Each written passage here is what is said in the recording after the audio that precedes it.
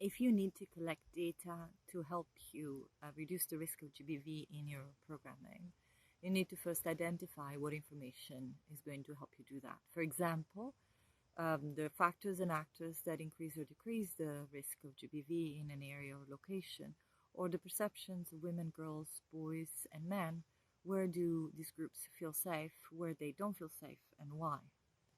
After you do that, then you start looking for existing data. We call them secondary data that can help you in your analysis. Remember that they can be on the internet, but they can be also in the databases or in the hard drives of your own colleagues or other sectors' colleagues. Once you have identified all the information that already exists and you still have gaps in your information needs, then you move to primary data collection. You can do that two ways. You can do your own primary data collection, or you can ask to include your information needs or some of them into existing data collection exercises by other organizations or sectors. For example, the DTM MSLA or the MSNA at household level or the protection monitoring exercises, wherever they happen.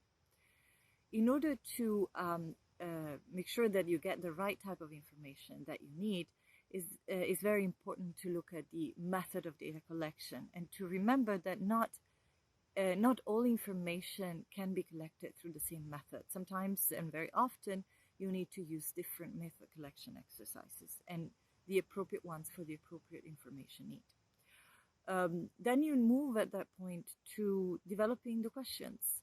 And it's very important that you develop the questions with your sectoral colleagues, with your GBV colleagues, with your information management colleagues, but also with your context or cultural experts, those that know what certain things mean in that context. There is a little trick at this point. Once you develop a question, you want to try it out before you even start the data collection exercise. You do a simulation, a mock-up with fake data to see if indeed that question is going to give you the results you need. And if that is not the case, you can amend the question before the data is collected and save time, clearly. It's very important, though, when you develop these questions that you conduct an analysis for each question and check if there is the risk of doing harm when you collect that information, when you store, when you share, and when you analyze that information.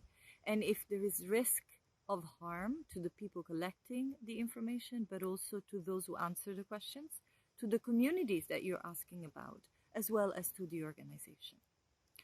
Once you do your data collection exercise, remember to analyze. Analysis has many levels. It's not just charts and maps.